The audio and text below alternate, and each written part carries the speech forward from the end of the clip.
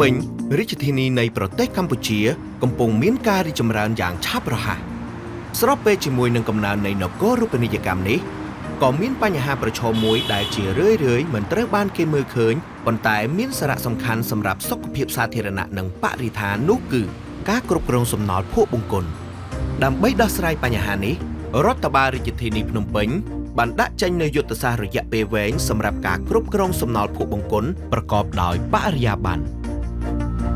ដំណើរការនៃការចាប់ផ្ដើមនៅឆ្នាំ2019ជាមួយនឹងគម្រោងដំណាក់កាលទី1គឺការសិក្សាស្រាវជ្រាវក្រោមការចង្អុលបង្ហាញនិងដឹកនាំដ៏ខ្ពង់ខ្ពស់របស់ឯកឧត្តមខួងស្រេងអភិបាលរាជធានីភ្នំពេញនិងការគាំទ្រពីសមាគមអន្តរជាតិនៃអភិបាលក្រុងប្រើប្រាស់ភាសាបារាំងក្នុងភាពជាដៃគូជាមួយមូលនិធិ Bill and Melinda Gates ទីភ្នាក់ងារទឹក Saint Normandy និងសហជីពអន្តរនាយកដ្ឋានសម្រាប់អនាម័យនៃតំបន់ប៉ារីសអ្នកជំនាញបានធ្វើការវិនិច្ឆ័យស៊ីជម្រៅដើម្បីរៀបចំការសិក្សាគ្រប់ជ្រុងជ្រោយនិងយុទ្ធសាស្ត្រស្ដីពីការគ្រប់គ្រងសំណល់ភក់បង្គន់សម្រាប់រាជធានីភ្នំពេញកិច្ចខិតខំប្រឹងប្រែងនេះបាននាំទៅដល់ការអនុម័តនៅផែនទីបង្ហាញផ្លូវយ៉ាងច្បាស់លាស់មួយគឺយុទ្ធសាស្ត្រគ្រប់គ្រងសំណល់ភក់បង្គន់ឆ្នាំ2035ដើម្បីដឹកនាំរាជធានីក្នុងការពង្រឹងនិងកែលម្អគ្រប់ជំហាននៃខ្សែសង្វាក់តម្លៃនៃការគ្រប់គ្រងសំណល់ភក់បង្គន់បន្ទាប់ពីការអនុវត្តដោយជោគជ័យនៅដំណាក់កាលសិក្សានៃគម្រោងដែលមានជំនួយផ្នែកបច្ចេកទេសនិងហិរញ្ញវត្ថុដោយ AIMF, SHARP និង AESN ត្រូវបានចាប់ផ្ដើមការអនុវត្តនៅក្នុងឆ្នាំ2021ដោយមានការគាំទ្រពីដៃគូគម្រោងស្ថានីយប្រព្រឹត្តកម្មសំណល់ភក់បង្គន់ដំបូងគេបង្អស់នៅរាជធានីភ្នំពេញត្រូវបានសម្ពោធដាក់ឲ្យប្រើប្រាស់ជាផ្លូវការនៅថ្ងៃទី19ខែឧសភាឆ្នាំ2023នៅក្នុងខណ្ឌកំបូលដែលមានសមត្ថភាពប្រព្រឹត្តកម្ម80ម៉ែត្រគូបក្នុងមួយថ្ងៃដែលនេះគឺជាសមិទ្ធផលដ៏សំខាន់មួយសម្រាប់អនាម័យទីក្រុងស្ថានីយប្រព្រឹត្តកម្មសំណល់ភក់បង្គន់នេះគឺគ្រាន់តែជាផ្នែកមួយនៃដំណោះស្រាយប៉ុណ្ណោះភាពជោគជ័យពិតប្រាកដគឺអាស្រ័យទៅលើការធានាឲ្យបាននូវការប្រើប្រាស់ស្ថានីយនេះឲ្យអស់ពីសក្តានុពលគម្រោងនេះបានបោះជំហានទៅមុខបន្ថែមទៀតដោយធ្វើការយ៉ាងជិតស្និទ្ធជាមួយអាជ្ញាធរមូលដ្ឋានដើម្បីពង្រឹងខ្សែសង្វាក់តម្លៃនៃការគ្រប់គ្រងសំណល់ភក់បង្គន់តាមរយៈការផ្ដល់អាជ្ញាប័ណ្ណសម្រាប់ប្រតិបត្តិការសេវាបូមសំណល់ភក់បង្គន់ក្នុងឆ្នាំ2024និង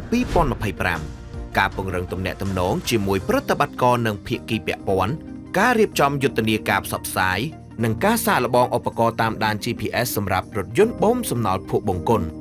ការបង្កើតគណៈកម្មការនិងក្រុមការងារគ្រប់គ្រងសំណល់ភក់បង្គន់រាជធានីភ្នំពេញនិងការលើកកម្ពស់ការយល់ដឹងជាសាធារណៈលើសពីនេះសេចក្តីណែនាំសាធារណៈត្រូវបានដាក់ចេញដោយតម្រូវឲ្យប្រតិបត្តិការសេវាបូមសំណល់ភក់បង្គន់នៅរាជធានីភ្នំពេញត្រូវតែមានអាជ្ញាប័ណ្ណពីរដ្ឋបាលរាជធានីភ្នំពេញសេចក្តីណែនាំនេះក៏បានពង្រឹងការគ្រប់គ្រងសេវាគ្រប់គ្រងសំណល់ភក់បង្គន់ជាទូទៅក្នុងរាជធានីដោយតម្រូវឲ្យមានការដឹកជញ្ជូននិងចាក់ចោលសំណល់ភក់បង្គន់នៅស្ថានីយប្រព្រឹត្តកម្មដើម្បីធានាបាននៅដំណើរការរបស់ស្ថានីយប្រព្រឹត្តកម្មកម្រិតអបបរមានៃចំនួនដងនៃការចាក់សំណល់ភក់បង្គន់ក្នុងមួយឆ្នាំសម្រាប់រថយន្តនីមួយៗនៅស្ថានីយត្រូវបានកំណត់ជាលក្ខខណ្ឌសម្រាប់ការបន្តអាជ្ញាប័ណ្ណសមិទ្ធផលដ៏សំខាន់មួយទៀតគឺការប្រែក្លាយសំណល់ភក់បង្គន់ទៅជាធនធានប្រើប្រាស់ឡើងវិញតាមរយៈការបំប្លែងសំណល់ភក់បង្គន់ដែលបានប្រព្រឹត្តកម្មរួចទៅជាជីកំប៉ុស្តសរីរាង្គគម្រោងនេះបានបង្កើតឱកាសសម្រាប់វិស័យកសិកម្មនិងទីធ្លាបៃតងព្រមទាំងកាត់បន្ថយផលប៉ះពាល់ដល់ការប្រែប្រួលអាកាសធាតុតាមរយៈការប្រជុំបិទបញ្ចប់នៃគណៈកម្មាធិការដឹកនាំគម្រោងនៅខែកក្កដាឆ្នាំ2025ក្រោមវត្តមានដៃគូអន្តរជាតិរបស់រដ្ឋបាលរាជធានីភ្នំពេញបានវាយតម្លៃខ្ពស់ចំពោះការបដិញ្ញាចិត្តរបស់រាជធានីភ្នំពេញនិងសមិទ្ធផលនៃគម្រោងដែលក្លាយជាករណីសិក្សានៃការបំផុសគំនិតសម្រាប់ទីក្រុងផ្សេងទៀតនៅក្នុងបណ្ដាញសមាគមអន្តរជាតិនៃអភិបាលក្រុងប្រើប្រាស់ភាសាបារាំង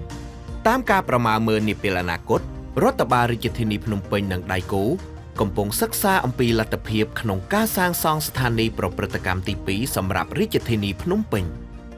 ដើម្បីធានាថាសេវាអនាម័យអាចឆ្លើយតបទៅនឹងតម្រូវការរបស់ទីក្រុងដែលកំពុងតែមានការរីកចម្រើននេះ